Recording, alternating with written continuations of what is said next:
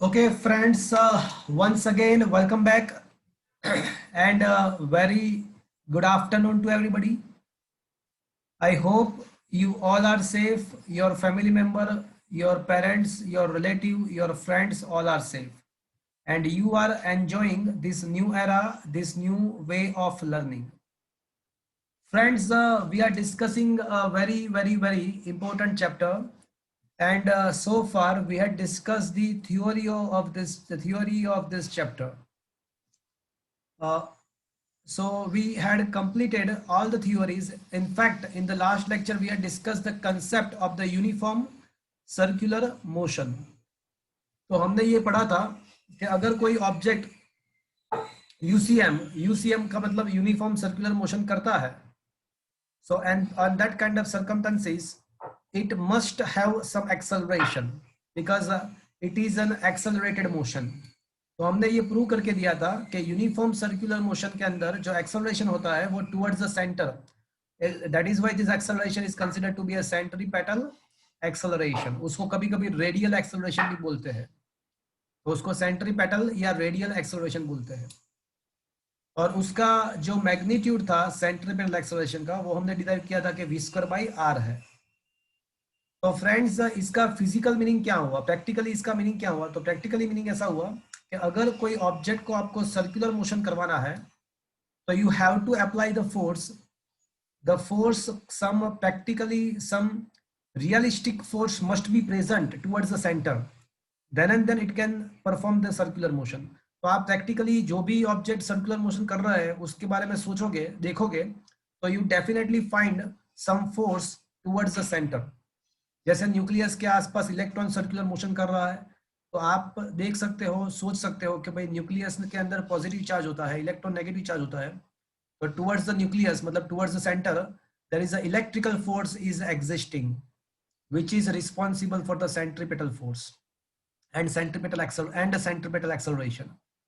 अर्थ के आसपास मून या कोई और सैटेलाइट से रिवॉल्व हो रहे हैं, तो उसके लिए अर्थ का जो ग्रेविटेशनल फोर्स होता है वो रिस्पॉन्सिबल है. मतलब कोई ना कोई फोर्स डेफिनेटली प्रेजेंट होगा towards the centre, then and then the object can perform the circular motion. तो कुछ न्यूमेरिकल हम सर्कुलर मोशन के बारे में डिस्कस करेंगे और उसके बाद कुछ रिमेनिंग न्यूमेरिकल्स डिस्कस करेंगे, कुछ एमसीक्यू भी आज हम डिस्कस करेंगे, so that this chapter is going to be over. So friends, let's discuss some question based on the circular motion. तो friends, आप लोग question number, yeah, you can come to the question number. Yeah. Oh yes, here it is. Here. Question number 10 पे आ जाओ, illustration number 10 पे आ जाओ. So friends, are you able to see question number 10 in your mobile?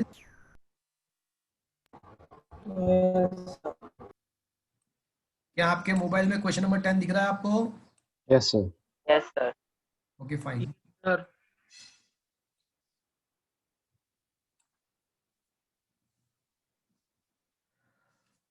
An insect trapped in the circular groove of a radius at 12 centimeter moves along the groove steadily and completes 7 revolutions in the 100 second. देखो friends, पहली बात तो ये है कि यहाँ पे circular groove है, मतलब ये जो इंसेक्ट है वो क्या कर रहा है? Circular motion. हाँ, क्वेश्चन को देखते ही पता चल जाएगा कि ये डेफिनेटली क्या कर रहा है, सर्कुलर मोशन कर रहा है. सर्कुलर ग्रू पे, ग्रू जो है वो सर्कुलर है, तो वो सर्कुलर ग्रू पे वो रोटेट हो रहा है, मतलब सर्कुलर मोशन है, वो तो कंफर्म्ड है. तो आपको यहाँ पे 3 चीज फाइंड करना है. एक तो उसका एंगुलर स्पीड फाइंड करना है, दूसरा उसका एक्सेलरेशन, आपको एंगुलर स्पीड भी फाइंड करना है, लीनियर स्पीड भी फाइंड करना है, और दूसरा उसका एक्सेलरेशन आपको फाइंड करना है. और ये भी बताना है कि क्या ये एक्सेलरेशन वेक्टर जो क्वांटिटी है वो क्या कांस्टेंट वेक्टर है या नहीं है, वो भी आपको आइडेंटिफाई करना है, बताना है. तो चलो फ्रेंड्स, सबसे पहले मैं एक काम करता हूँ. यहाँ पे ऐसा दिया गया है कि it completes 7 revolution in 100 second. तो फ्रेंड्स, 7 रोटेशन के लिए कितना टाइम लग रहा है?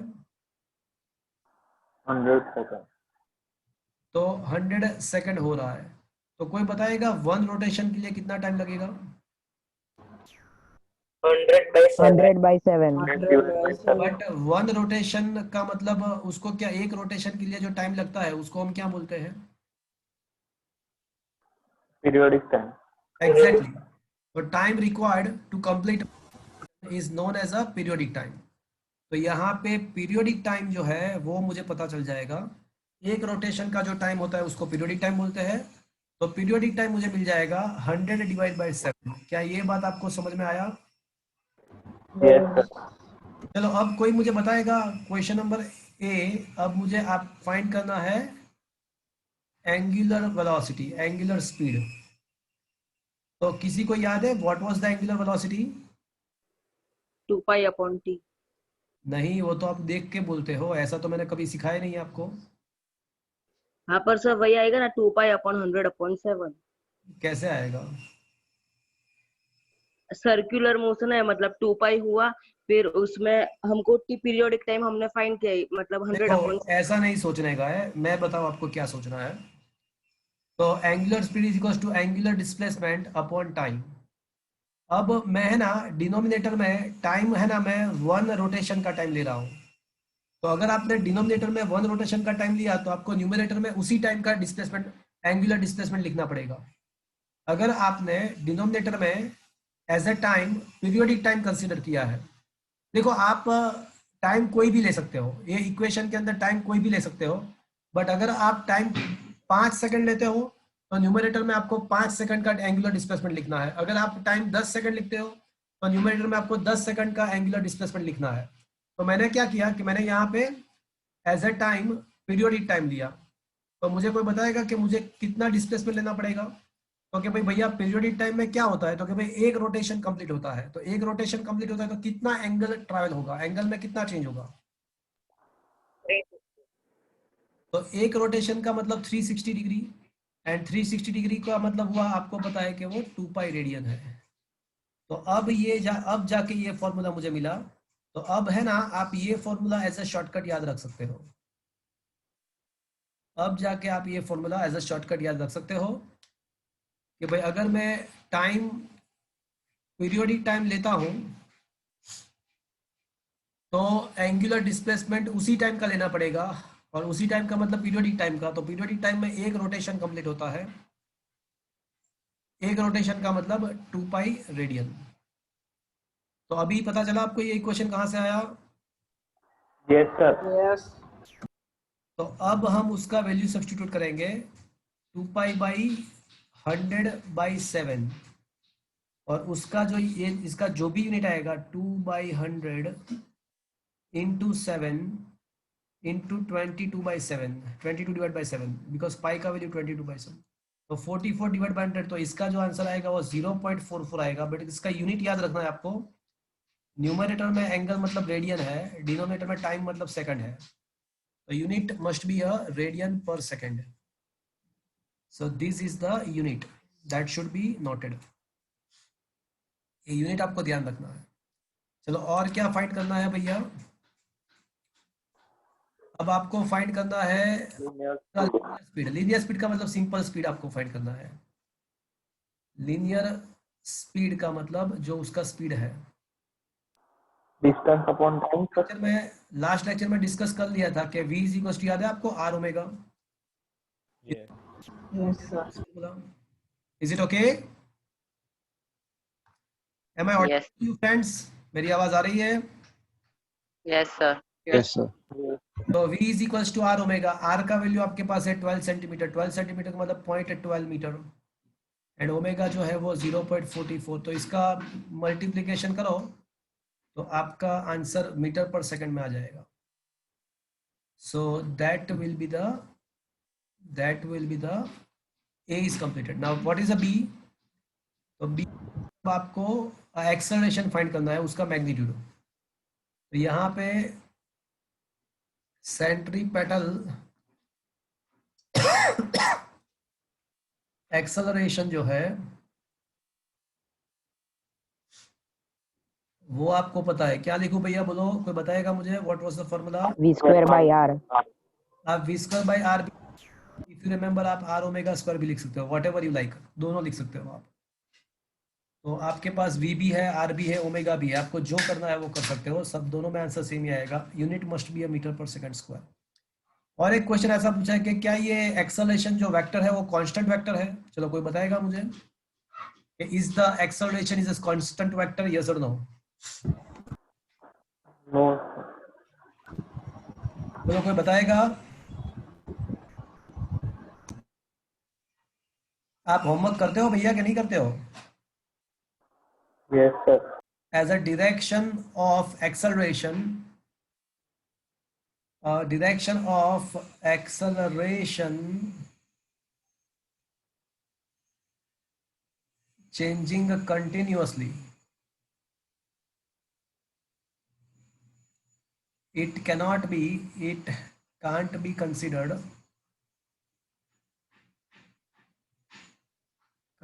as a constant vector। वो constant, उसका मैग्नीट्यूड भले ही कांस्टेंट है बट उसका डायरेक्शन चेंज हो रहा है, दैट्स वाई हम इसको कांस्टेंट वेक्टर कंसीडर नहीं कर सकते हैं। तो क्या ये न्यूमेरिकल समझ में आया फ्रेंड्स आपको? क्या सर बीच में ही लगेगा ना एक्सेलरेशन तो? क्या बोल रहे हो?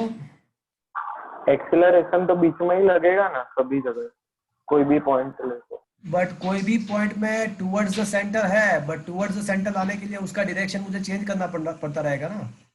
ये टुवर्ड्स द सेंटर लाने के लिए उसका डायरेक्शन पहले लेफ्ट हैंड साइड था, फिर ऊपर की साइड है, फिर राइट साइड है, फिर नीचे की साइड है, तो डायरेक्शन तो चेंज होता रहता है ना कंटिन्यूअसली। Yes sir. तो डायरेक्शन मतलब एक्स वाई डायरेक्शन के हिसाब से सोचना है, ऊपर नीचे लेफ्ट हैंड राइट साइड। तो डायरेक्शन तो टुवर्ड्स सेंटर लाने के लिए ही उसका डायरेक्शन कंटिन्यूअसली चेंज हो रहा है, and that is why it is not the constant vector, and that thing is specifically written in the theory as well। theory में हमने बार बार ये चीज डिस्कस किया है। is that clear? सर ये लीनियर स्पीड में आपने आर की जगह 0.12 क्यों लिखा है? 12 सेंटीमीटर की।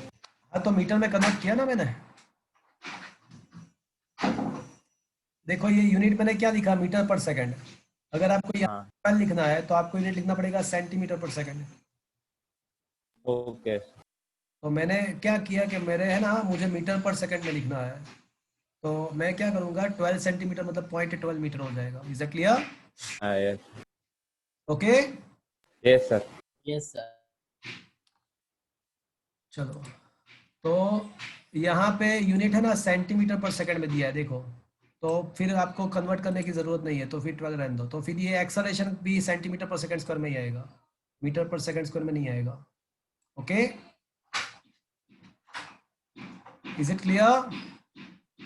Yes sir. Yes, sir. Okay, so 10th one is over. Now coming to the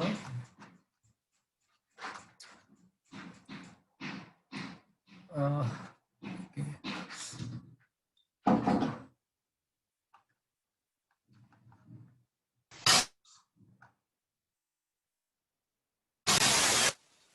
Yep, question number 17 पे आ जाओ। question number 17 and 18 both can be done and they are based on the uniform circular motion। 17 and 18 क्या आपके mobile में आपको 17 and 18 friends? Yes sir.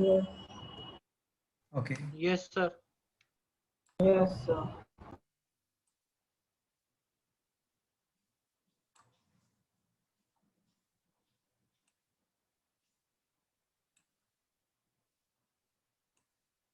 Okay.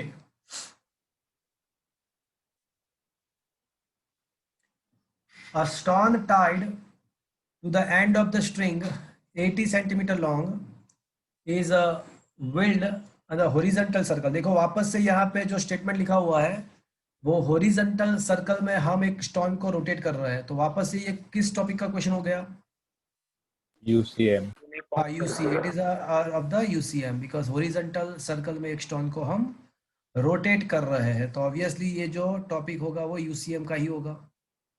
तो पता चल जाना चाहिए फ्रेंड्स आपको देखते ही कि ये किस टॉपिक का क्वेश्चन है। तो ये स्टोन को हम हॉरिजॉन्टल सर्कल में रोटेट कर रहे हैं।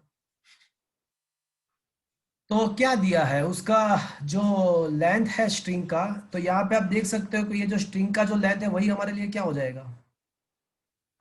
रेडियस। हाँ, तो ये जो length of the string is not just the length of the string, it will also be the radius of the circular path. It will be the radius of the circular path. क्या ये आपको समझ में आया? Yes sir. अब दिया हुआ है कि वो कांस्टेंट स्पीड के साथ रोटेट हो रहा है, वो कांस्टेंट स्पीड के साथ, मतलब ये यूनिफॉर्म सर्कुलर मोशन ही है। अब ऐसा दिया हुआ है कि 14th revolution in the 25 second. तो अब यहाँ पे हमको डायरेक्टली एक्सेलरेशन फाइंड करना है। तो हमको ये पता है कि एक्सेलरेशन का फॉर्मूला क्या होगा भैया? R omega. अरे देखिए, V square upon R. Change in velocity. मेरी बात सुनो भैया। अब ये change in velocity upon time क्यों आप लगा रहे हो? आपको वी स्क्वायर अपॉन आर। ये R circular omega. Uniform circular motion है, then why are you going to the definition? You already had derived the formula for the acceleration in the UCM, and what was that formula? V square by R. So friends, V square by R is the formula, so that we already had derived it. Okay. Yes sir.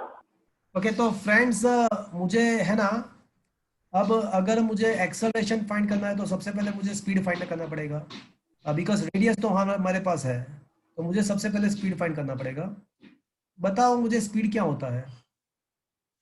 Distance upon time. Okay, very good, distance upon time. अब सोचो कि यहाँ पे time कितना दिया हुआ है हम लोग को, 25 सेकंड। तो उस टाइम में क्या हो रहा है, ये टाइम के अंदर क्या हो रहा है? 14 रिवॉल्यूशन, मतलब तो 14 into 2 मुझे pi बताएगा r. हाँ, तो कितना डिस्टेंस ट्रैवल होगा? 14 into 2 pi r. हाँ, तो 14 इंटू 2 पाई आर, एग्जैक्टली। तो 14 into 2 pi R, is it good? तो अगर 14 रिवॉल्यूशन हो रहा है तो एक रिवॉल्यूशन में 2 पाई आर जितना डिस्टेंस ट्रैवल हो रहा है एक सर्कल का, तो 14 रिवॉल्यूशन में अंदर के अंदर ऑब्वियसली 14 इंटू 2 पाई आर जितना डिस्टेंस ट्रैवल होगा। अब आपका वैल्यू आप आर का प्लेस कर सकते हो, आर का वैल्यू आपके पास है। अगर आप सेंटीमीटर में रखते हो तो आपका आंसर सेंटीमीटर पर सेकंड में आएगा। अगर आप उसको 0.8 मीटर कर देते हो तो आपका आंसर मीटर पर सेकंड में आ जाएगा। जो भी करना है आप कर सकते हो, कोई प्रॉब्लम नहीं है। तो you can get the answer for the speed, and once you get the answer for the speed, just put the value of the speed here, you will get the answer for the acceleration as well. आपको acceleration का भी answer मिल जाएगा। Is that clear friends? और एक question sir direct मैं, हाँ बोलो। नहीं सर, वही पूछना पता चल। अब एक और क्वेश्चन पूछना है कि magnitude and direction of acceleration के बारे में क्या कह सकते हैं। तो हम ऐसा कह सकते हैं कि उसका जो मैग्नीट्यूड है ना वो कांस्टेंट है, but its direction is towards the center and that is continuously changing. तो डायरेक्शन के बारे में क्या कह सकते हैं? तो कहना है कि भाई ये जो एक्सेलरेशन का डायरेक्शन जो होता है ना वो टुवर्ड्स द सेंटर होता है, और दूसरी बात कि उसका डायरेक्शन टुवर्ड्स द सेंटर तो होता ही है बट कंटिन्यूसली चेंज भी होता रहता है। तो क्या ये चीज आपको समझ में आया फ्रेंड्स? Yes, sir. सर हमको इधर डायरेक्शन फाइंड नहीं करना है ना, मतलब वो सेम ही होता है ना तो सबका, डायरेक्शन कैसे फाइंड कर सकते हैं? वो तो कंटिन्यूसली चेंज होता रहेगा। तो आपको एक statement only, you need to write only a statement, और आपको क्या स्टेटमेंट लिखना है कि it's direction is always towards the centre, that's it. Because आप फाइंड ही नहीं कर सकते हो ना, वो तो कंटिन्यूसली चेंज ही होता रहता है, वो तो होता रहता है, चेंज ही होता रहता है। तो आप उसको फाइंड नहीं कर पाओगे, बट आप खाली लिख पाओगे कि उसका डायरेक्शन टुवर्ड्स द सेंटर है। Is it okay? Yes sir. Okay, Dhanpal is there? Dhanpal,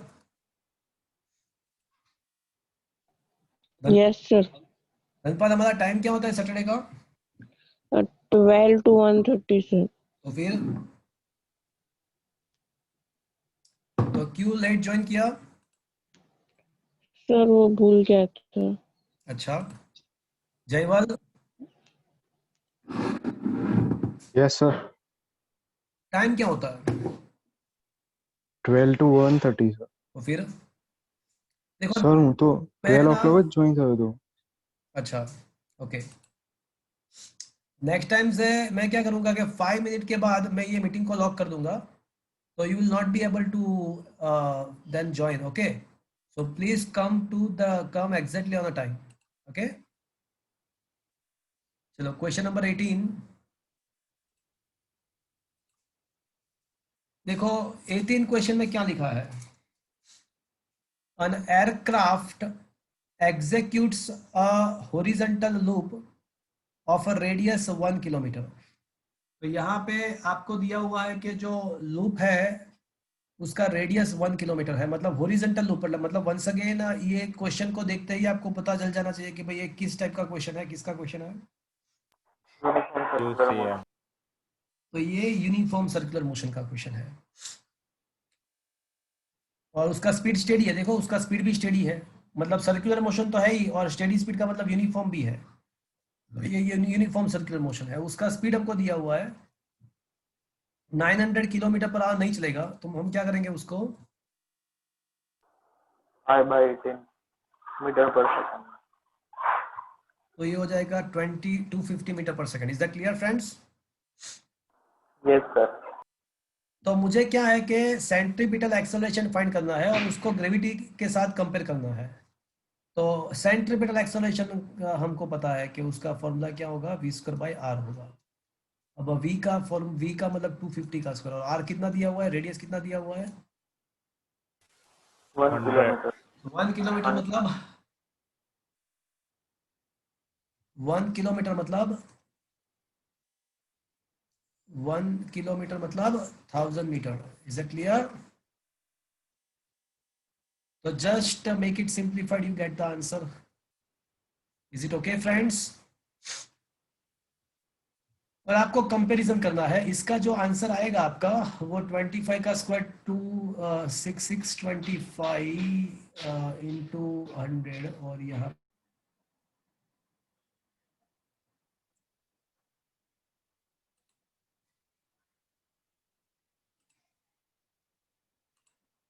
okay friends, am I audible to you?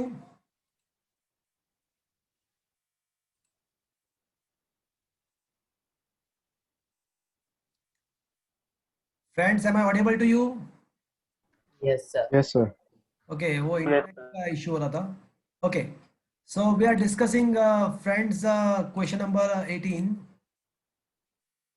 and हमने वहां पे देखा था कि एक्सेलरेशन को ग्रेविटेशनल एक्सेलरेशन के साथ कंपेयर करना था। तो पहले तो हमने एक्सेलरेशन फाइंड कर दिया, तो वो 62.5 मिला। तो एक्सेलरेशन मुझे मिल गया 62.5, 250 into 250 डिवाइड बाय 1000।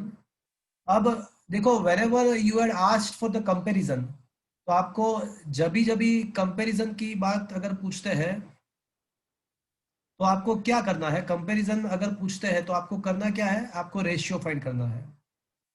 तो whenever you asked the comparison between the two quantities, you need to take the ratio। तो रेशियो अगर करोगे तो आपको ऑटोमेटिकली पता चल जाएगा कि कौन ज्यादा है कौन कम है। जैसे यहाँ पे हमको एक्सेलरेशन मिला 62.5 मीटर पर सेकंड स्क्वायर मिल गया और gravitational acceleration 9.8 metre per second square है। तो अगर आप इन दोनों का रेशियो फाइंड करोगे तो कुछ 6.4 मिलेगा। मतलब क्या हुआ कि जो हमारा जो सेंट्रीपिटल एक्सेलरेशन है वो ग्रेविटेशनल एक्सेलरेशन से 6.4 टाइम्स ज्यादा है। It is 6.4 times than that of gravitational acceleration. तो ये कंपैरिजन हो गया। Is that clear friends? So अब आपको ये चीज माइंड में सेट कर देना है कि whenever we want to have a comparison, जब हमको कंपैरिजन करना है तो फ्रेंड्स क्या करना पड़ेगा, आपको रेशियो फाइंड कर। रेशियो फाइंड करना पड़ेगा। तो उसके द्वारा आपको समझ में आ जाएगा, पता चल जाएगा कि कौन ज्यादा है कौन कम है और कितना टाइम्स ज्यादा है कितना टाइम्स कम है, वो आपको समझ में आ जाएगा। Is it understood friends? Yes sir. Sir और एक बार समझा दो ना। देखो मैंने ऐसा बताया कि देखो ये एक्सेलरेशन तो पता चल गया ना आपको, यस सर। फाइंड किया वो तो पता चल गया ना, v²/r करना है वो तो पता चला कि नहीं चला? सर उसमें वो वी सबसे पहला स्टेप पता नहीं चला, 900 किलोमीटर का क्या किया। नहीं, मैं ये बोल रहा हूँ ये 900 का पता नहीं चला, वो किलोमीटर पर आवर है। तो किलोमीटर पर आवर को आपको मीटर पर सेकंड में कन्वर्ट करना है, तो आपको क्या करना पड़ेगा, मल्टीप्लाई बाय 5 डिवाइड बाय 18। ये तो बहुत बार हमने किया कि अगर आप किलोमीटर पर आवर को मीटर पर सेकंड में कन्वर्ट करना चाहते हो तो आपको 5 से मल्टीप्लाई करना है, 18 से डिवाइड करना है। अगर इसमें फिर भी समझ में ना आया तो मैं आपको और थोड़ा सिंपल करके देता हूँ। किलोमीटर का मतलब क्या हुआ? 1000 मीटर। एंड आवर का मतलब क्या हुआ? 3600 सेकंड। तो ये अब मैंने किलोमीटर पर आवर को मीटर पर सेकंड में कन्वर्ट कर दिया। अगर ओके इसको सर। और सिंप्लीफाई करोगे तो यहाँ पे 5 आ जाएगा, यहाँ पे 18 आ जाएगा। तो सिंपल, ये तो आपने 10 स्टैंडर्ड में भी बहुत बार किया हुआ है कि अगर आपके पास किलोमीटर पर आवर है और उसको उसको मीटर पर सेकंड में कन्वर्ट करना है तो आपको क्या करना है? 5/18 से मल्टीप्लाई करना है, दैट्स इट। तो 18 5 90, तो ये 5 5 25 इंटू 110, दैट इज 250 ऑब्वियसली। इसमें क्या है? Is it okay? Yes sir. Is it? Yes sir. और फिर मैंने यस सर। आपको यहाँ पे एक्सप्लेन किया एक और, एक नया चीज, शायद सेकंड चैप्टर में भी इसका बात तो हो गया है कि whenever there is a comparison, जब आपको कंपैरिजन करना है तो आपको क्या करना है? रेशियो। Ratio find. तो आपको रेशियो फाइंड करना है तो ऑटोमेटिकली उसका कंपैरिजन हो जाएगा। Is it okay friends now? Yes sir. Yes sir. अब मैं आपको कुछ एक्स्ट्रा फंडामेंटल एक्सप्लेन करने वाला हूं, थोड़ा ध्यान से मेरी बात सुनना।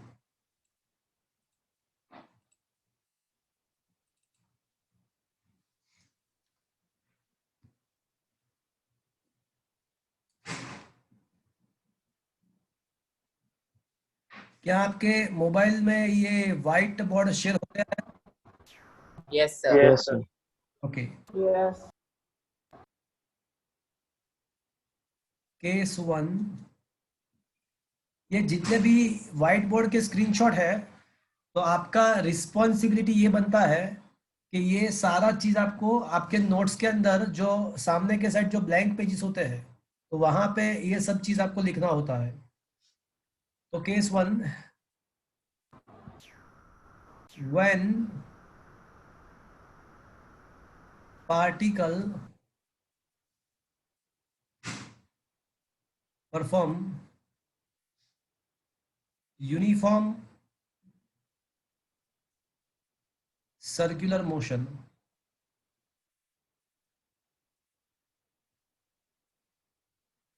जब कोई पार्टिकल यूनिफॉर्म सर्कुलर मोशन करता है then it will experience or it is having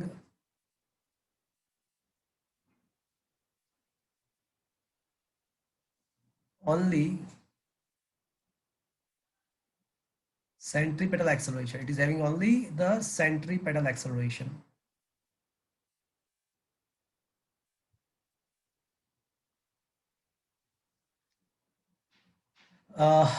And in the diagram, if we draw, then it will be like this. Suppose the particle is here, then it is having only the centripetal acceleration, only this acceleration.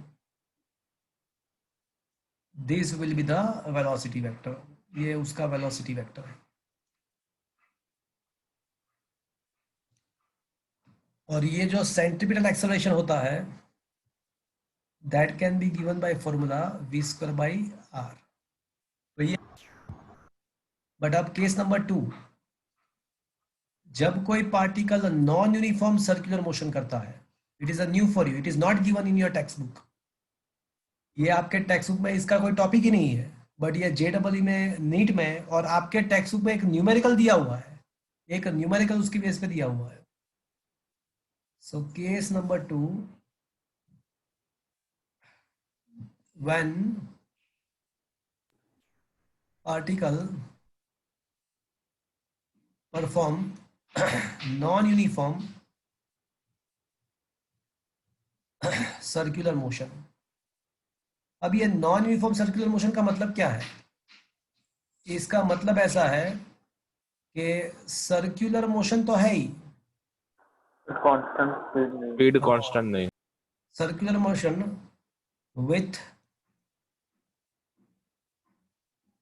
Non uniform speed, मतलब अब जो उसका speed है ना वो uniform नहीं है, तो इसको नॉन यूनिफॉर्म सर्कुलर मोशन बोलते हैं। So in this kind of situation it is having two accelerations. तो यहाँ पे नॉन यूनिफॉर्म सर्कुलर मोशन में पार्टिकल के पास दो टाइप के एक्सेलरेशन होते हैं. ध्वनित ध्वनित ध्वनित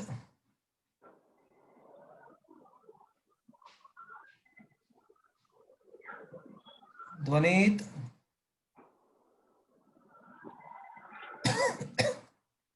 So here it is having a two kind of acceleration, centripetal acceleration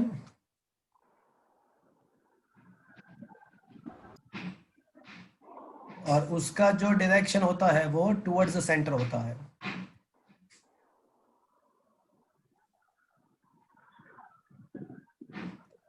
towards the centre of the circle. उसका फॉर्मूला आपको वैसे भी पता ही है कि क्या करना है, आपको v²/r करना है. और एक दूसरा एक्सेलरेशन भी होता है और एक दूसरा भी एक्सेलरेशन होता है, उसको टेंजेंशियल एक्सेलरेशन बोलते हैं.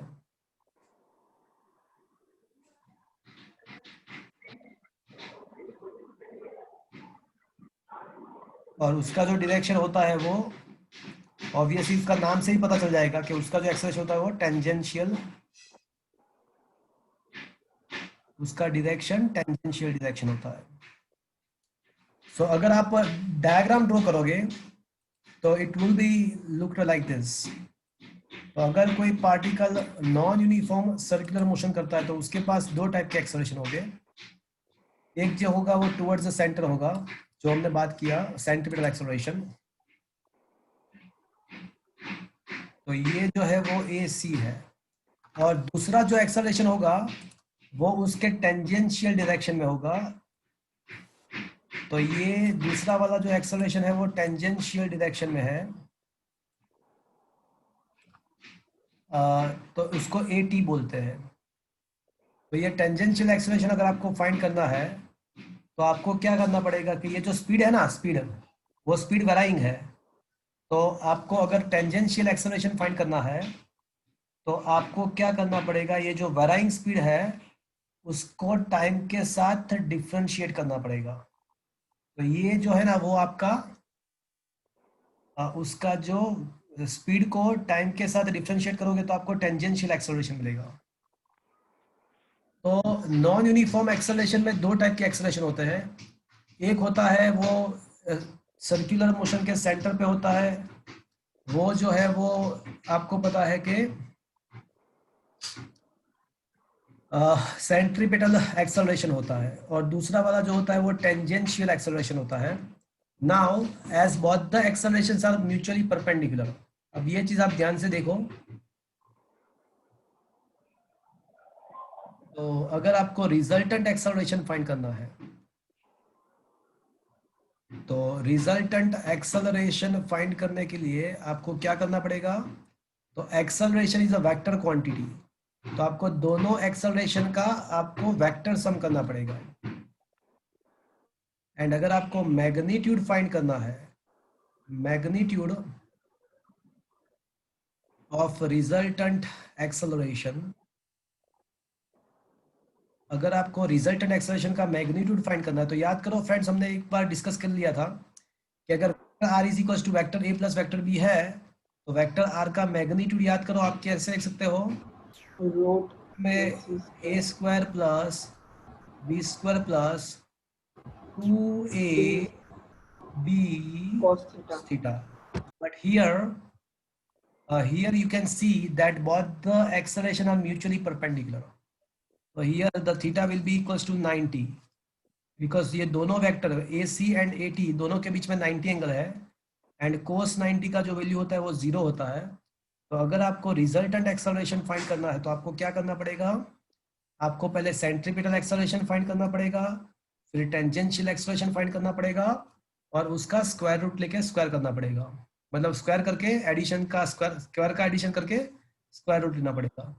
तो this will be the resultant acceleration in the non uniform circular motion.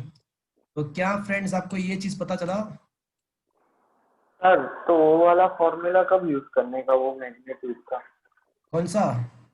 वो कंपोनेंट वाला नहीं? तो आप कोई भी कर सकते हो। मतलब क्या पूछना क्या चाहते हो आपको? आप अगर आपके पास दो वेक्टर है, दोनों का मैग्नीट्यूड आपको पता है, दोनों के बीच में एंगल पता है, तो आपको पता है कि रिजल्टेंट वेक्टर इजीली मिल सकता है हमको। देखो, आप रिजल्टेंट वेक्टर कोई भी हिसाब से फाइंड कर सकते हो, आपकी मर्जी।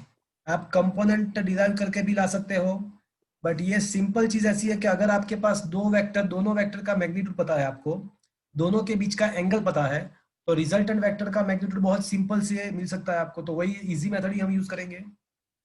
Is it clear? Yes sir. Sir वो under root A x square plus B x वाला है ना वो? वो तो क्या है कि आई कैप जे कैप वाला फॉर्मूला, अगर सपोज के आपको दिया हुआ है, ये चीज अलग है, वो चीज अलग है, ये चीज अलग है, ये पूरा अलग ही चीज है। तो वो तो क्या है, तो ये है कि अगर आपको vector A is equal to 2i cap plus 3j cap plus 5k cap ऐसा कुछ दिया हुआ है, तो अगर उसका मैग्नीट्यूड आपको फाइंड करना है, तो ये हो जाएगा 2 square plus 3 square plus 5 square. उसमें कोस थीटा बोस थीटा कुछ नहीं आता है, देखो वो पूरा चीज अलग है। और ये हमने, याद करो, ये हमने एक एमसीक्यू भी मैंने करवाया था, तो 100 न्यूटन है 60 न्यूटन वाला कराया था मैंने आपको। Yes sir.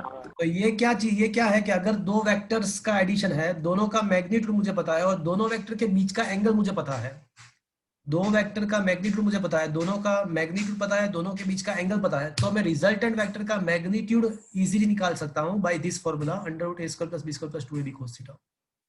Is that clear? और ये जो आप बोल रहे हो वो अलग है, वो वेक्टर का मैग्नीट्यूड उसके कंपोनेंट के द्वारा है। यहाँ पे कंपोनेंट की बात नहीं है, यहाँ पे दो वेक्टर का एडिशन की बात है। It is a resultant vector and that was not the resultant vector, it was just a vector. Is it okay? Yes sir. तो दोनों चीज ही अलग है। बट आपको क्या पता चला?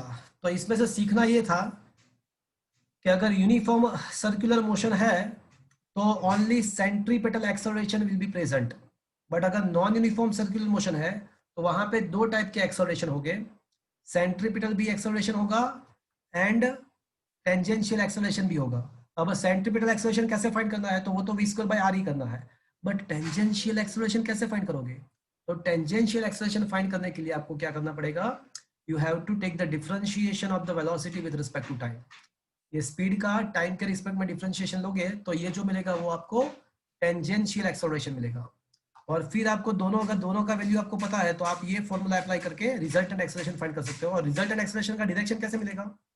अगर आपको रिजल्टेंट एक्सेलरेशन का डायरेक्शन देखो, अब देखो ये भी एक चीज कंफर्म्ड है कि नॉन यूनिफॉर्म सर्कुलर मोशन में रिजल्टेंट एक्सेलरेशन जो होता है वो टुवर्ड्स द सेंटर नहीं होता है। रिजल्टेंट एक्सेलरेशन जो है वो टुवर्ड्स द सेंटर नहीं होगा, बिकॉज रिजल्टेंट एक्सेलरेशन का डायरेक्शन फाइंड करने के लिए आपको पैरेललोग्राम मेथड यूज करना पड़ेगा। तो जब आप parallelogram method use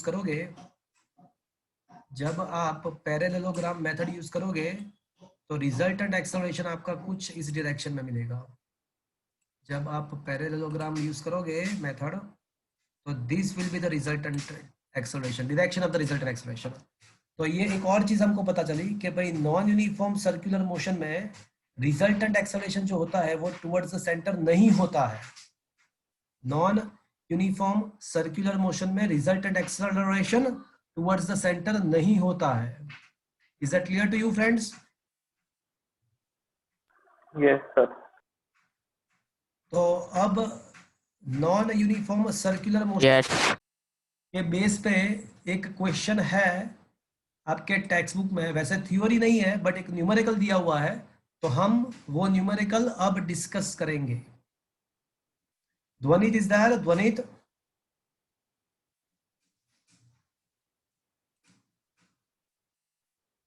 ध्वनित, ध्वनित Brahmbhatt, ध्वनित,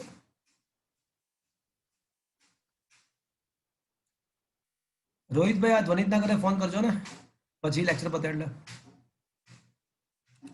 Okay, so let's come to the topic.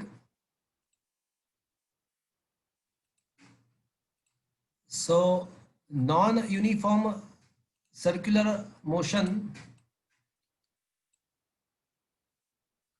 के रिगार्डिंग एक न्यूमेरिकल आपके टेक्स्ट बुक में है। तो अब मैं आपको वो न्यूमेरिकल सॉल्व करवा रहा हूं। सो फ्रेंड्स क्वेश्चन नंबर 31, ये 31 क्वेश्चन जो है उसको आप ध्यान से देखो। देखो क्या लिखा है,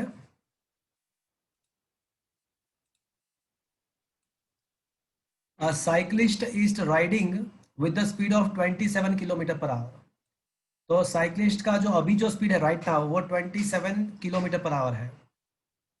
as he approaches a circular turn on the road of a radius 80 metre. अब देखो सर्कुलर टर्न है मतलब उसका सर्कुलर मोशन तो है, सर्कुलर मोशन तो है, बट आप देख सकते हो कि वो ही अप्लाई द ब्रेक। अब ब्रेक अप्लाई कर रहा है तो उसका मतलब क्या हो, उसका स्पीड यूनिफॉर्म रहेगा या नहीं रहेगा? नो नहीं सर। रहेगा। नहीं रहेगा। तो मतलब कि it is a circular motion with the non uniform.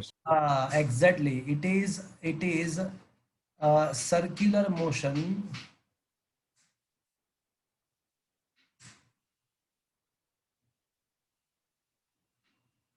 with non uniform speed।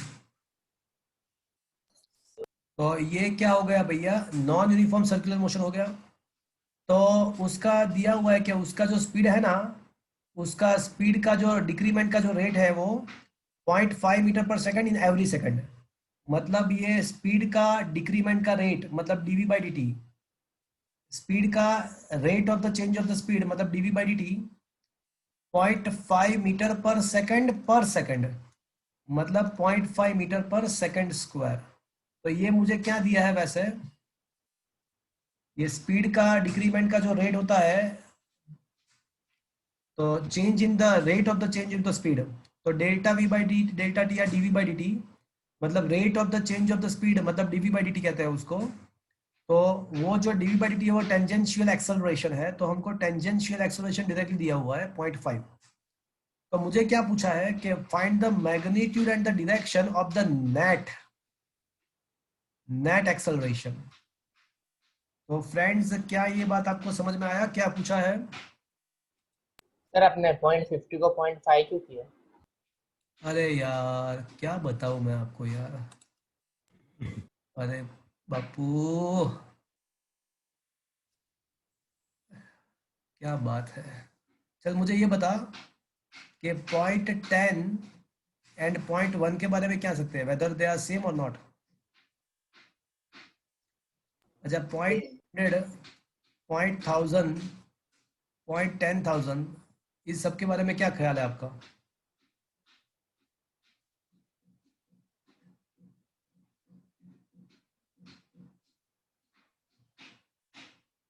Sir same ही है, हाँ सेम ही है। तो 0.50 का मतलब मैं 0.5 लिखूं तो चलेगा कि नहीं चलेगा? यस सर, यस सर, चलेगा कि नहीं चलेगा? Yes sir. ओके तो I want to find the net acceleration and its direction. तो देखो यहाँ पे पहली बात के नॉन यूनिफॉर्म सर्कुलर मोशन है, तो इसमें दो एक्सेलरेशन हो गए, एक का टुवर्ड्स द सेंटर होगा, दूसरा टेंजेंशियल एक्सेलरेशन होगा। और मुझे क्या करना है, रिजल्टेंट एक्सेलरेशन फाइंड करना है और उसका डायरेक्शन भी फाइंड करना है। तो अकॉर्डिंग टू द पैरेललोग्राम ये जो है वो रिजल्टेंट एक्सेलरेशन होगा और उसका डायरेक्शन मुझे फाइंड करना है। तो अगर मैं ये एंगल फाइंड कर दूं या फिर ये एंगल, दोनों में से कोई एक एंगल फाइंड कर दूं तो मुझे उसका डायरेक्शन मिल गया ऐसा मैं कह सकता हूं। दोनों में से या अल्फा या बीटा दोनों में से कोई एक एंगल फाइंड कर दूं तो उसका डायरेक्शन मिल गया ऐसा मैं कह सकता हूं। तो पहले है ना मैं मैग्नीट्यूड फाइंड करूंगा, तो मुझे अभी मैंने जो कंसेप्ट आपको सिखाया तो उसके द्वारा आपको ये तो पता होगा कि उसका मैग्नीट्यूड कितना आएगा। AC square plus 80 square. यहाँ पे टेंजेंशियल एक्सेलरेशन तो हमको पहले से उन लोगों ने बोल दिया है, टेंजेंशियल एक्सेलरेशन तो हमको 0.5 मीटर पर सेकंड पर एवरी सेकंड, तो 0.5 मीटर पर सेकंड स्क्वायर। अब मुझे करना क्या है, सेंट्रीपिटल एक्सेलरेशन फाइंड करना है, और वो मुझे कैसे मिलेगा? Square by R. क्या स्पीड दिया हुआ है आपको? Yes sir. ये 27 किलोमीटर पर आवर को मीटर पर सेकंड में मैं कैसे कन्वर्ट करूंगा? 27 into 1000। I into 5 by 100। 7.5. 9 3 जा 27, 9 2 जा 18, तो ये 7.5 मीटर पर सेकंड स्क्वायर मिल जाएगा। अब रिजल्टेंट एक्सेलरेशन मुझे आराम से मिल सकता है, तो मैग्नीट्यूड ऑफ रिजल्टेंट, सर ये AC is equal to 7.5 metre per second square, तो हमको वेलोसिटी मिला ना, डिवाइड बाय रेडियस भी करना पड़ेगा ना। हाँ divide by radius, very good. और 7.5 का स्क्वायर आएगा हाँ रेडियस कितना दिया हुआ है भैया? 80 मीटर। 80. और उसका स्क्वायर है भैया, सही बात है। तो 7.5 का स्क्वायर करो और उसको 80 से डिवाइड करो, तो क्या 15 divided by 80. 0.703. अब बराबर है, अब बराबर है, अब बराबर है। Okay, yes sir. तो रिजल्टेंट एक्सेलरेशन मैग्नीट्यूड, तो root AC square plus 80 square. अब रूट AC का वैल्यू है 0.703 एंड 80 जो है वो 0.5 का स्क्वायर, तो इसको सिंप्लीफाई करो तो आपको उसका मैग्नीट्यूड मिल जाएगा। क्या मिलता है फ्रेंड्स? इसका आंसर क्या आ रहा है देखो तो।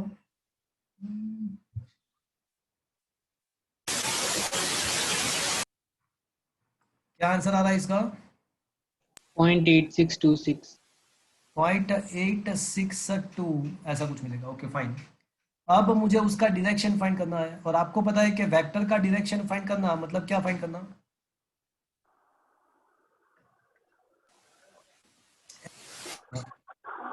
तो फ्रेंड्स आप ये फिगर को ध्यान से देखिए,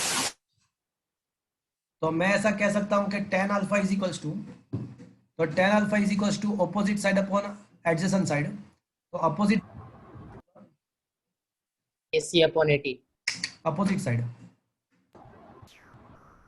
80 बाई AC। 80 by AC.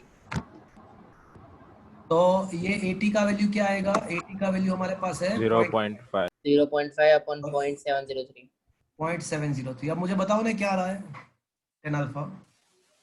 0.711. 0.71123। 23. 23। चलेगा चलेगा। 0.71123 या 0.713? 0.71123. परफेक्ट। अब आपको क्या करना है कि नेचुरल टेंजेंट देखना है। तो मेरे पास है, तो मैं देख रहा हूँ। I am not sharing but I am just directly writing the answer.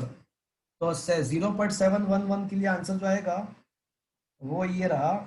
0.71 के लिए जो है वो कुछ 35 डिग्री 30 मिनट्स, मतलब 35 अल्फा का जो वैल्यू आएगा वो ऑलमोस्ट 35.5 डिग्री कुछ इतना आएगा। 35.4 या 35.5 डिग्री आ रहा है 7133 के लिए। तो फाइनली हम ऐसा कह सकते हैं कि ये जो एंगल है वो विथ विच डायरेक्शन, तो विथ AC मतलब सेंट्रीपिटल एक्सेलरेशन के साथ 35.5 डिग्री। और आप ऐसा भी कह सकते हो, या फिर आप ऐसा भी कह सकते हो कि the angle that is the resultant vector is at the angle. देखो ये एंगल कितना आएगा ऑब्वियसली, तो फिर अगर ये 35.5 है तो ये कितना होगा? 90 minus 35. 90 माइनस 35.5, तो मतलब कितना होगा?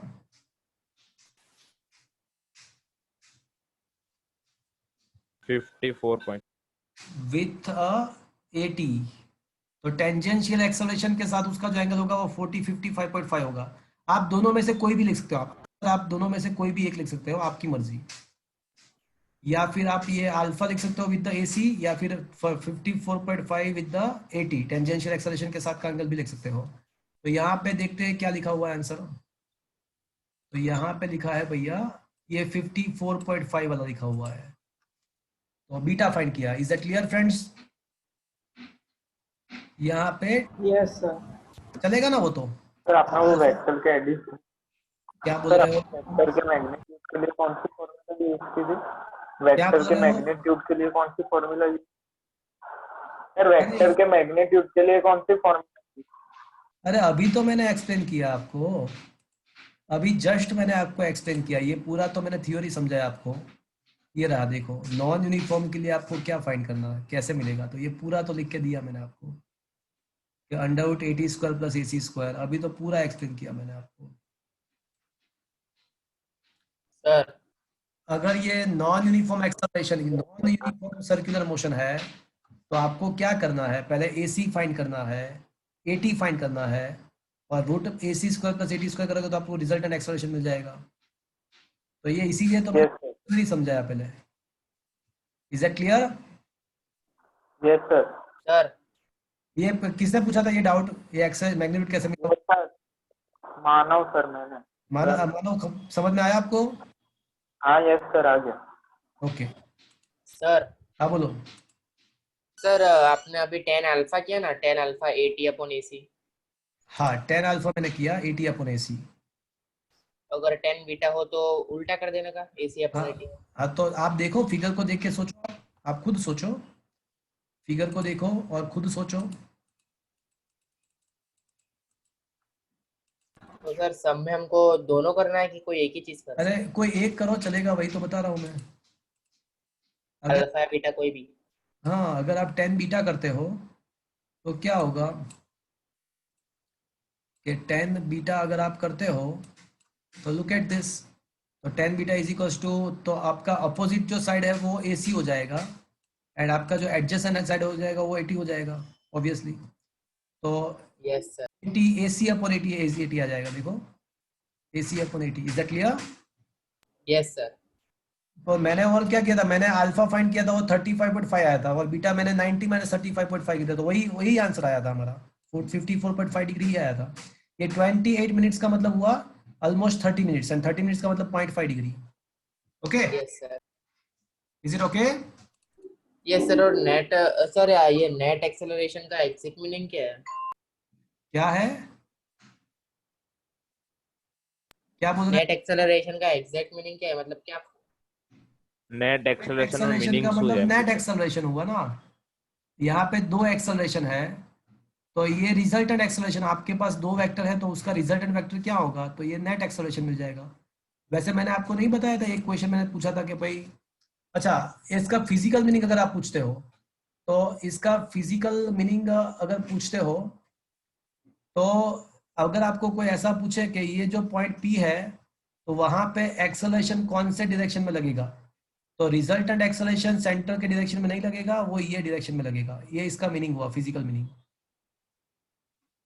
यहाँ पे दो एक्सेलरेशन प्रेजेंट है, टुवर्ड्स द सेंटर भी प्रेजेंट है और टेंजेंशियल भी प्रेजेंट है, बट उसका रिजल्टेंट जो नेट एक्सेलरेशन मतलब उसका रिजल्टेंट एक्सेलरेशन, तो वो रिजल्टेंट एक्सेलरेशन ये डायरेक्शन में आएगा। आप पूछना क्या चाहते हो, मतलब ये? मतलब वही सर कि नेट एक्सेलरेशन को मतलब कहते क्या है?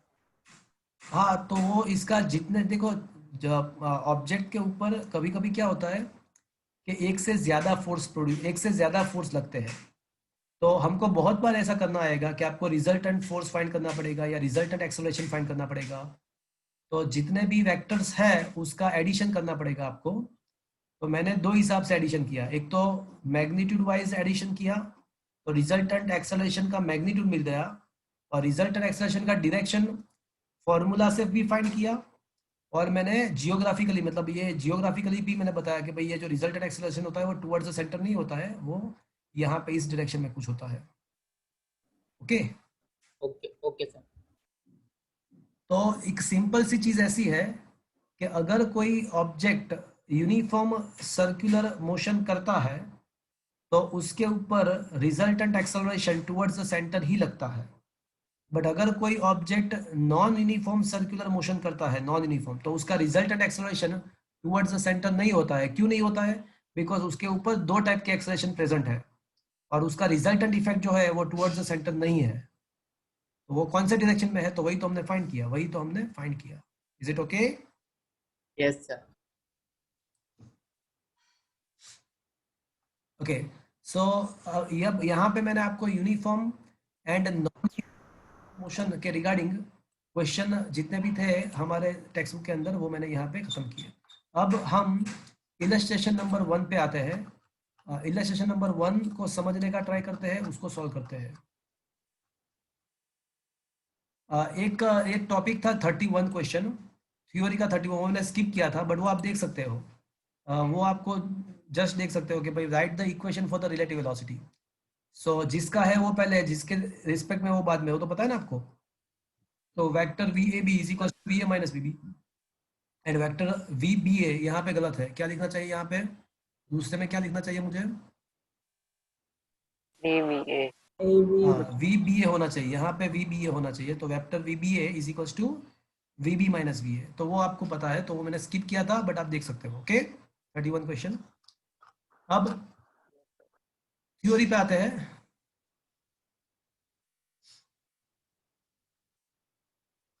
So question number 1,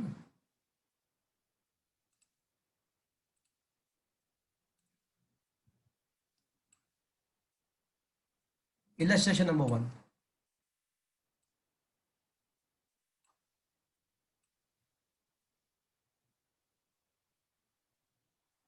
Rain is falling vertically with the speed of 35 metre पर सेकेंड। देखो रेन का जो वेलोसिटी है वो वर्टिकली डाउनवर्ड डायरेक्शन में है, तो rain is falling vertically down, मतलब ये रेन का मैंने वेक्टर ड्रॉ किया, राइट? चलो यहाँ तक समझ में आया आपको? Yes rain 35 metre per second से डाउनवर्ड डायरेक्शन में फ्लो हो रहा है। Now winds start blowing after some time with the speed of 12 metre per second in the east to west। तो हम ऐसा सोच लेते हैं कि ये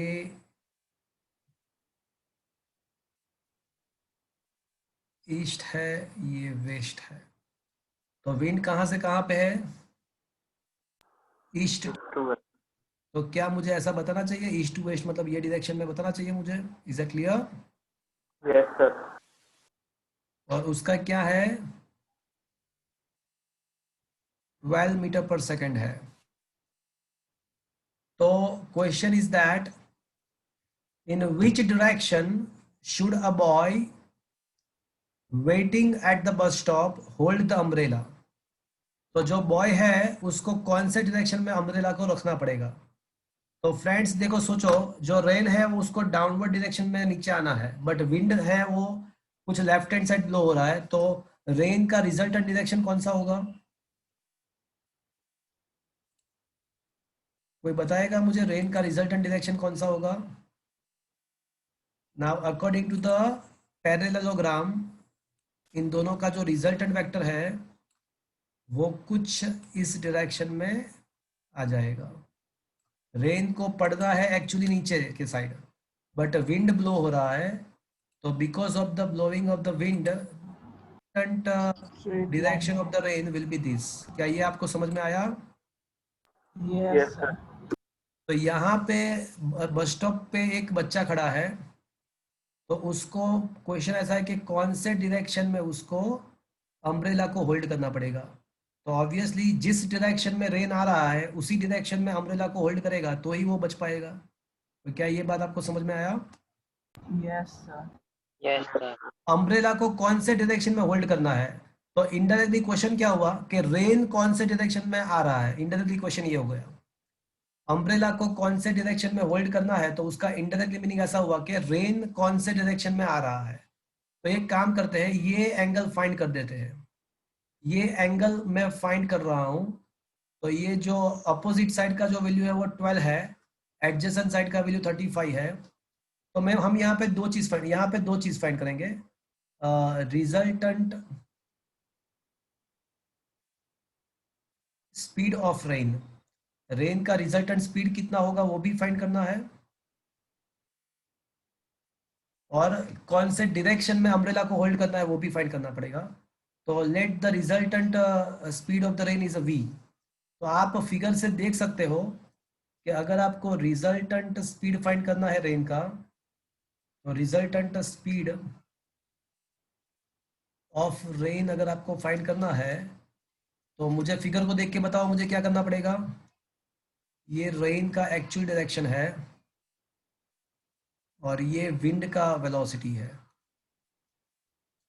तो अगर मुझे रिजल्टेंट वेलोसिटी फाइंड करना है तो फ्रॉम द पाइथागोरस, बोलो क्या करोगे आप? क्या ये समझ में आया? रेन का वेलोसिटी का स्क्वायर प्लस विंड का वेलोसिटी प्लस वही 0, प्लस 0 मैंने क्यों लिखा? वो a square plus b square plus 2ab cos theta, but ये दोनों के बीच में एंगल कितना है? वेलोसिटी ऑफ द रेन के बीच में और विंड के बीच में, दोनों के वेलोसिटी के बीच में एंगल 90 है, कोस 90 0 होता है। और वैसे भी आप पाइथागोरस से समझ सकते हो कि अगर आपको ये डायगोनल फाइंड करना है तो दोनों के साइड का स्क्वायर करके रूट निकालना पड़ेगा। Is it clear? Sir, root 37. हाँ, तो अगर विंड का रिजल्टेंट रूट 37 नहीं आएगा, 37 आएगा। हाँ मतलब रूट निकाल के 37. हाँ, तो रिजल्टेंट स्पीड आपको मिल गया। वो फाइंड, वैसे फाइंड करना नहीं था यहाँ पे, बट क्वेश्चन में एग्जाम में पूछेंगे आपको। और आपको डायरेक्शन भी फाइंड करना है। तो आपको पता है कि डायरेक्शन फाइंड करने का मतलब क्या हुआ आपको? tan theta. तो tan theta is equal to क्या आएगा भैया, देखो तो। VW upon VR. तो 12 upon अपोजिट 12 साइड upon 35. हाँ, 35. तो VW अपॉन VR मतलब 12 अपॉन 35। तो करो तो मुझे कैलकुलेट। 0.3428. 0.3428. अच्छा, चलो 0.3428 होता है। तो मेरे पास 10 का टेबल है। तो आपको ये पता है ना tan थीटा पर से थीटा से कैसे फाइंड करना है? Yes, sir. तो मेरे पास टेबल है, तो मैं देख रहा हूँ टेबल में। तो 0.3428, तो 0.3428 कुछ है ना, 3428 ये रहा, ये 3427 है, 3428, तो 342 या ये रहा। तो ये कुछ 18 डिग्री 54 मिनट्स ऐसा कुछ मिल रहा है मुझे। तो ये थीटा का वैल्यू जो है वो 18 डिग्री 55 मिनट्स मतलब अप्रोक्सीमेटली 19 डिग्री। तो आपको एक स्टेटमेंट लिखना है। तो umbrella should be hold, umbrella should be held at a 19 degree angle with which east. vertical direction, with vertical direction। चलो, क्या ये चीज आपको समझ में आया? Yes, sir.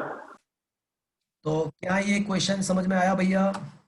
Yes, sir. Yes, sir. तो देखो ये लिखा भाई, the boy should hold the umbrella in the vertical plane at the angle 19 degree with the vertical towards east। ये समझ में आया आपको फ्रेंड्स? Yes, sir.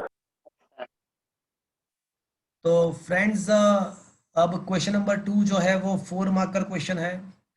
उसमें आधा काम हमने किया हुआ है, आधा काम बाकी है। क्वेश्चन नंबर इलस्ट्रेशन नंबर 2 में half thing we had done with, another half part is going to be discuss right now. तो फ्रेंड्स क्वेश्चन ऐसा है कि find the magnitude and the direction of the resultant vector of the two vector a and b in the terms of their magnitude and the theta between them। और यहाँ पे दूसरा और एक चीज पूछा हुआ है, ऑल्सो डिराइव साइन रूल। तो आपको यहाँ पे साइन रूल भी डिराइव करना है। तो आधा काम तो हमने किया हुआ है कि भाई दो वेक्टर है आपके पास, तो आपको क्या करना था कि भाई रिजल्टेंट वेक्टर का मैग्नीट्यूड भी फाइंड करना था, रिजल्टेंट वेक्टर का डायरेक्शन भी फाइंड करना था। तो वो सब तो हमने कर भी दिया था। रिजल्टेंट वेक्टर का मैग्नीट्यूड, डायरेक्शन वो ऑलरेडी हमने कर चुके थे in the terms of magnitude of two vectors and the angle between them. तो फ्रेंड्स देखो, हम एक दूसरा यहाँ पे साइन रूल भी प्रूव करना है। तो मैं ना पूरा चीज पहले से करवाता हूँ आपको, so that you will get the complete idea, आपको पूरा आइडिया मिलेगा। तो ये फिगर को हटा ही देता हूँ मैं पहले से ही पूरा करता हूँ। पहले आप क्वेश्चन समझे फ्रेंड्स। आपको दो वेक्टर का रिजल्टेंट वेक्टर निकालना है, दोनों वेक्टर के मैग्नीट्यूड एंड उसके बीच का एंगल के फॉर्म में, और एक साइन रूल भी प्रूव करना है। तो हमने रिजल्टेंट वेक्टर का मैग्नीट्यूड एंड डायरेक्शन तो ऑलरेडी प्रूव किया हुआ है। अब एक साइन रूल जो है वो थोड़ा नया है, वो मैं आपको यहाँ पे एक्सप्लेन करने वाला हूँ अच्छे से। फ्रेंड्स सपोज कि ये जो है ना वो हमारा वेक्टर ए है।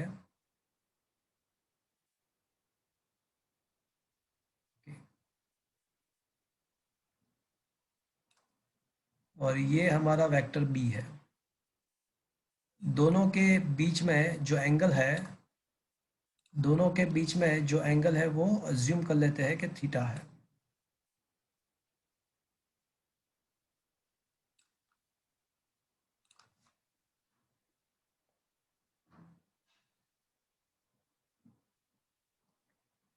This one is a vector A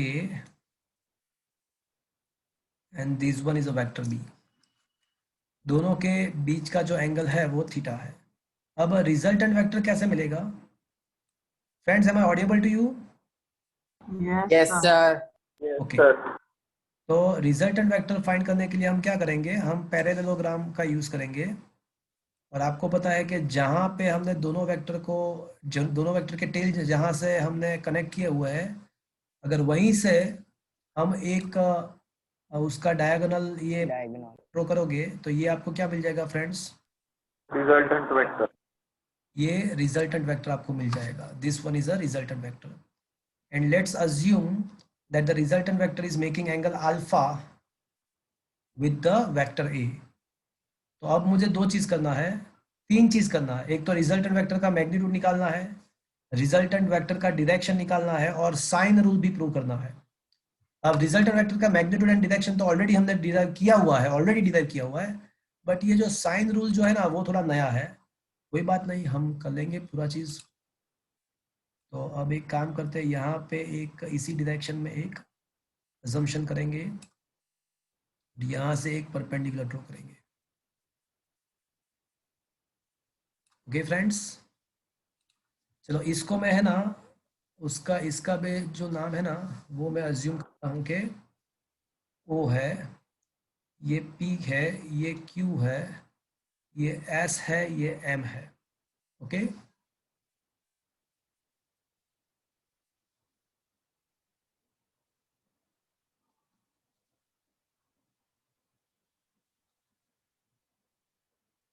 okay.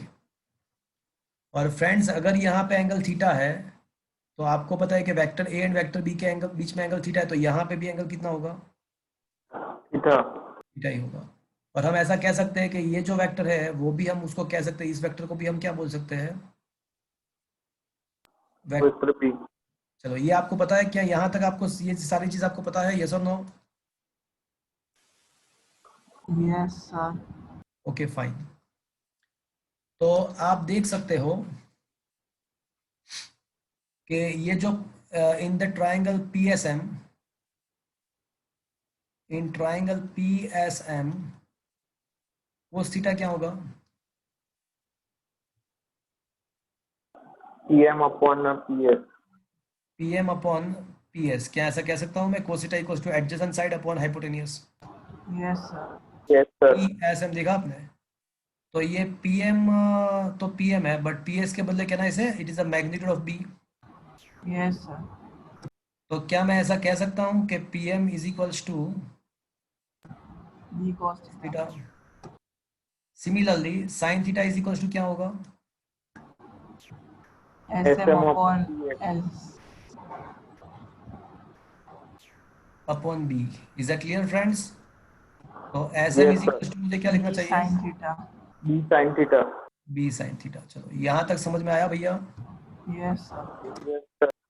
Okay, ये पूरी चीज हम रिवीजन कर रहे हैं फ्रेंड्स। ये हमने थ्योरी में तो कर ही दिया है, बट न्यूमेरिकल है तो मैं करवा रहा हूं। अब friends, in the triangle OSM, तो क्या मैं ऐसा कह सकता हूं कि OS square is equals to OM plus M. SM square या MS स्क्वायर? क्या ये चीज बराबर है फ्रेंड्स? Yes. Yes, sir. तो क्या मैं ऐसा कह सकता हूं कि वेक्टर R के मैग्नीट्यूड का square OS is equals to OM? तो OM का मतलब क्या हुआ? OP plus PM. PM। Vector A. हाँ, करते हैं। चलो, अब OM OP के बदले में क्या लिख सकता हूँ? Vector A. Vector A. Vector A का मैग्नीट्यूड, जस्ट ए। वेक्टर देखो, ट्रिगोनोमेट्री में कभी आप वेक्टर नहीं लिख सकते, उसके मैग्नीट्यूड ही कंसीडर करना होता है। एंड PM के बदले क्या लिख सकता हूँ मैं? B cos theta. Cos. B cos theta the whole square and S M के बदले क्या लिख सकता हूँ मैं? b sin theta the whole square.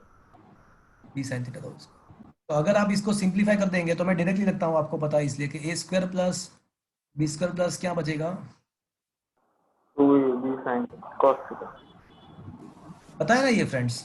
Yes. Yes, Yes, sir. sir. A square plus 2ab cos theta plus B square cos theta plus B square sine square theta, तो B square common cos square plus sine square 1 हो जाएगा। तो finally आपको vector R का magnitude मिल जाएगा। अगर आपके पास दो वेक्टर के मैग्नीट्यूड है एंड उन दोनों के बीच में, दोनों वेक्टर के बीच का एंगल है, तो आपको उसका रिजल्टेंट वेक्टर आपको मिल जाएगा इसका मैग्नीट्यूड। तो एक काम खत्म, आपको रिजल्टेंट वेक्टर का मैग्नीट्यूड मिल गया। Is it okay friends? Yes. Yes, sir. क्या Yes, आपको sir.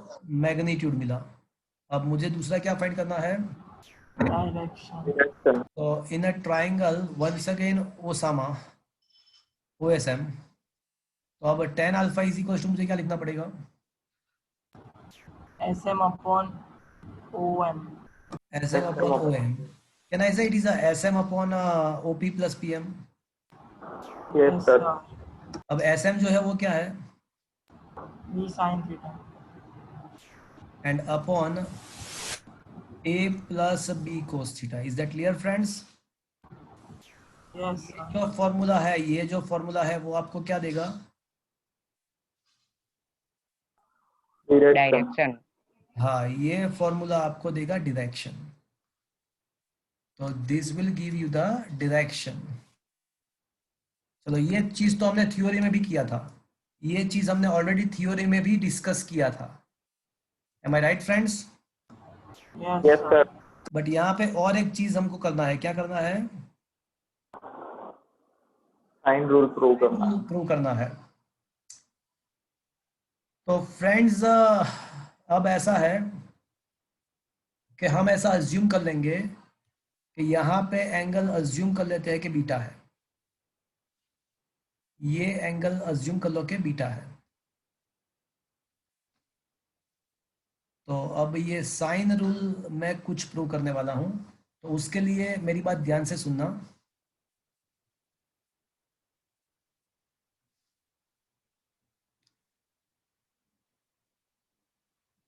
ओके फ्रेंड्स,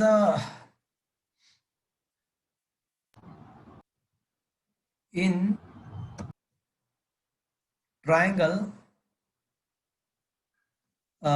PSM, अब ट्राइंगल PSM को देखो, तो वहां पे sine theta is equal to क्या होगा? ऑलरेडी हमने SM upon PM. हाँ, SM upon S2. SM upon B लिख दूं, चलेगा? Yes, sir. तो मतलब ये हुआ कि SM इज इक्वल टू क्या होगा? B B sin sin theta. Okay fine. तो मतलब ये हुआ कि SM is equal to B sine theta.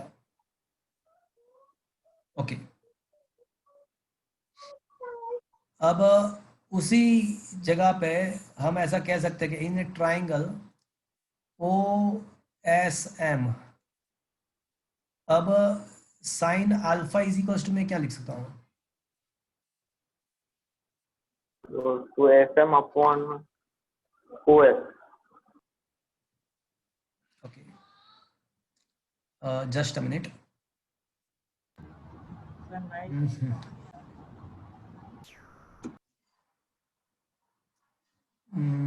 Just a minute.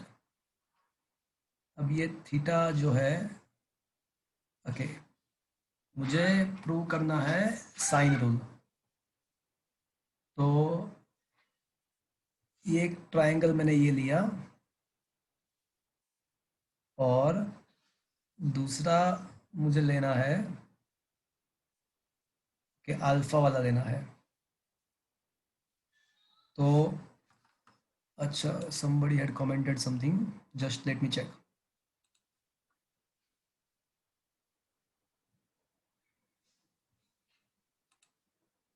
क्या हुआ?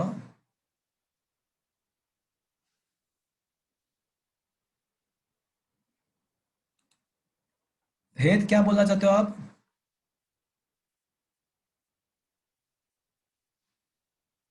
हेत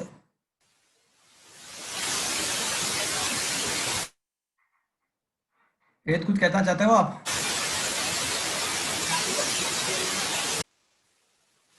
I am not getting you. Okay, और एक चीज करते हैं यहाँ पे, हम यहाँ पे एक और चीज करते हैं। अभी इसको रहने दो, इसको अभी रहने दो। पता है कि S M is equal to B sine theta होता है। ओके, अब जो मैं है ना, अब यहाँ पे एक और यहाँ पे मैं कुछ अजम्पशन करूंगा। मैं एक परपेंडिकुलर यहाँ से ड्रॉ करता हूं यहाँ पे।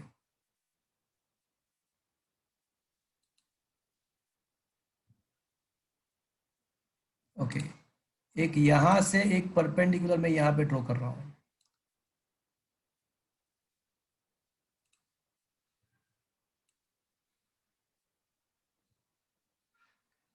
और इसको मैं है ना ऐसा बोल देता हूँ कि यहाँ पे n है।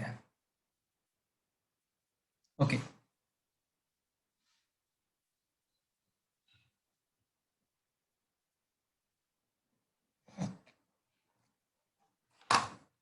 अब मेरी बात ध्यान से सुनना, थोड़ा 5 मिनट यहाँ पे ध्यान रखना है, थोड़ा टिपिकल है।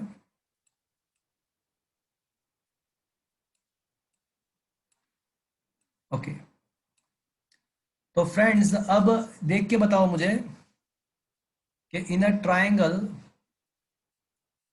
OPN, तो यहाँ पे ट्राइंगल OPN आपने देखा, यस सर। तो OPN में साइन अल्फा क्या होगा? PN upon OP। तो साइन अल्फा जो होगा वो PN अपॉन OP होगा। Yes sir. ओके, तो अब PN जो है, OP क्या है? OP A. A है, तो कैन आई से it is a PN upon A। तो अब PN के बदले में क्या लिख सकता हूँ? A sine alpha. A sine alpha. Okay, equation number 1, equation 2। अब in a triangle PSN, triangle PSN को देखो, और वहां पे साइन बीटा क्या होता है? PN upon FC। तो अपोजिट साइड अपॉन हाइपोटेनियस, तो अपोजिट जो है वो PN है एंड हाइपोटेनियस जो है वो PS है। तो अपोजिट साइड जो है वो PN है भैया, एंड जो हाइपोटेनियस है वो PS है। बट PS क्या है एक्चुअली फ्रेंड्स? बी। हाँ, वो B है। तो कैन आई से it is a PN upon B? Yes sir. तो अब मुझे ये बताओ कि PN इज इक्वल टू क्या होगा? B sine beta. B का वैल्यू इनटू साइन बीटा होगा फ्रेंड्स। Yes Yes. सर। अब इक्वेशन 2 और 3 को देखो, इक्वेशन 2 एंड 3 को देखो, तो दोनों के लेफ्ट हैंड साइड तो PN ही है। Is it true friends? Yes sir. अगर दोनों के लेफ्ट हैंड साइड PN है तो राइट साइड को हम कंपेयर कर सकते हैं कि भैया A sine alpha is equals to B B sine beta. Sine beta. Is it okay friends? तो yes sir. Friends can I say sine alpha upon B is equals to sine beta upon A, ऐसा लिख सकता हूं मैं? देखो तो। Yes sir लिख sir. अच्छा चलो, ये चीज खत्म हुआ, इक्वेशन नंबर 4। अब मुझे कुछ और प्रूव करना है। अब यहाँ पे मुझे और कुछ प्रूव करना है। Sine alpha upon B is equal to sine beta upon A तो प्रूव हो गया। अब मैं क्या करूंगा? अब SM जो है, ओके,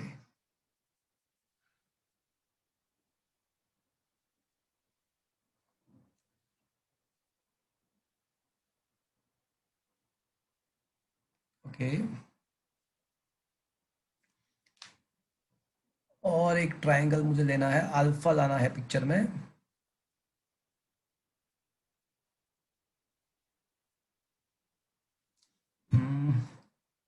अल्फा तो आ गया साइन अल्फा।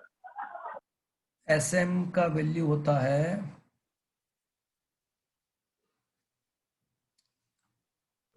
बी साइन का। ओके, SM का तो B sin थीटा होता है, बट एक और मुझे लाना है, जस्ट लेट मी चेक।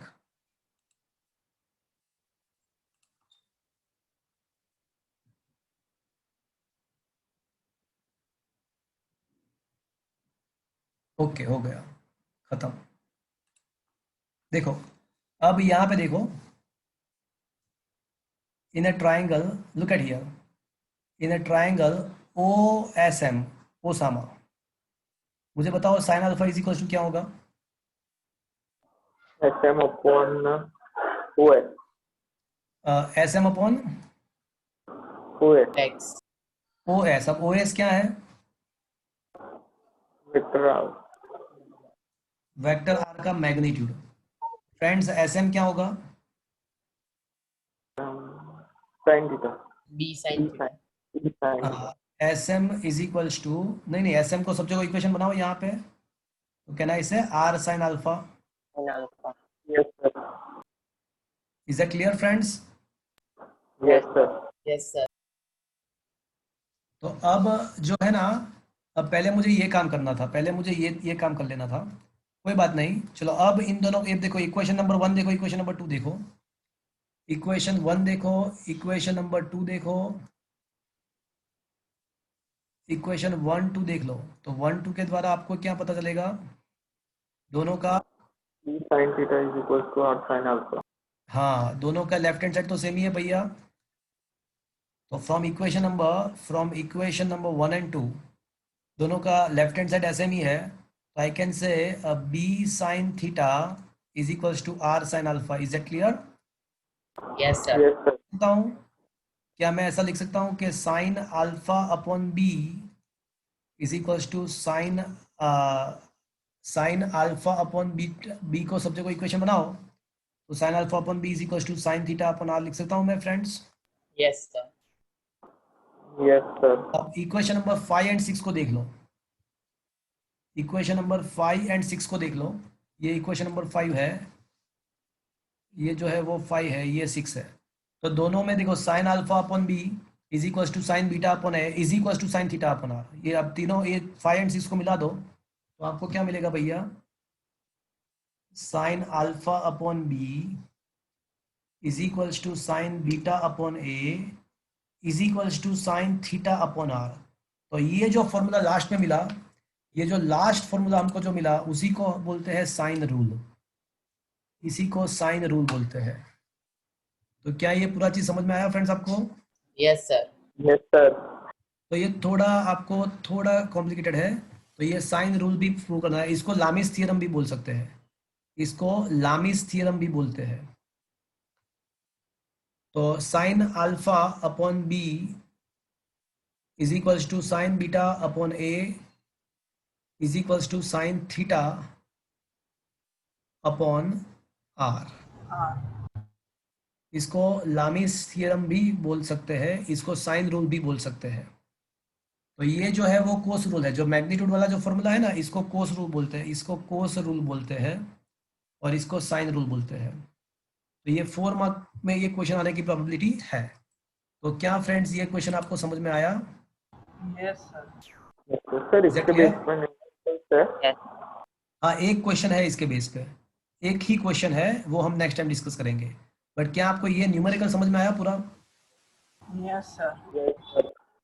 अच्छा, इसका मैंने नोट्स में अच्छे से दिया हुआ है, ये और स्क्रीनशॉट भी मैं आपको भेज दूंगा, तो देख लो भैया। ये आधा काम तो यहाँ तक तो हमने कर ही दिया था, ये मैग्नीट्यूड और डायरेक्शन, ये लास्ट डायरेक्शन वाला भी हमने डिस्कस कर लिया था, ये मैग्नीट्यूड भी कर लिया था। बट ये जो पूरा इतना जो पार्ट है, ये जो पार्ट है वो साइन रूल के लिए है, दिस मच पार्ट। तो ये नया है, बाकी तो सब ऑलरेडी हमने रिवाइज किया हुआ है। Is that clear friends? Yes sir. Yes, sir.